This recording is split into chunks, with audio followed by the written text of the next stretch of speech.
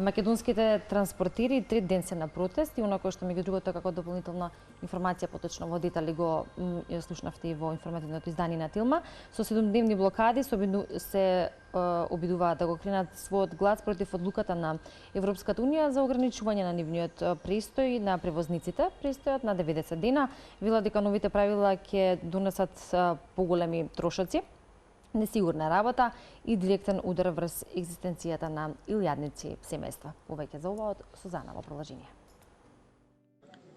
Транспортерите остануваат на границата со Грција. Упорни се и веруваат дека преку блокадите ќе се слушне нивниот глас заедно со колегите од другите земји засегнати од одлуката на Европската унија. Втор ден протест на македонските транспортери на граничниот премин Богородица.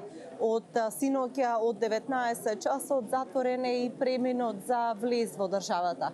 Вчера блокадите беа само на преминот за транспортен сообраќај за излез. Овие блокади треба да останат во текот на 7 дена. За транспортните компании повисоки трошоци, за возачите несигурност и неодржлива работа. Стравот на работниците е дека доколку нема промени, длабоко ќе биде погоден овој сектор.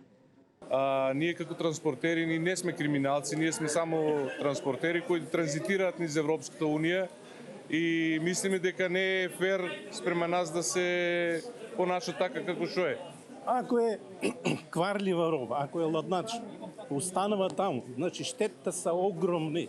Значи таа роба нема кој да ја гледа, шоферот се заминува, они го земат, го затварат 24 сата, после 24 сата го депортира назад, камионот си останува таму на паркинг каде што или на пумпа, не е битно каде. Значи на пат останува едноставно, никако не е обезбеден нити камион, нити роба. Во југоистокот на земјата блокади има на 3 гранични премини, со Грција на Богородица и Дојран, а кон Бугарија на Новосело.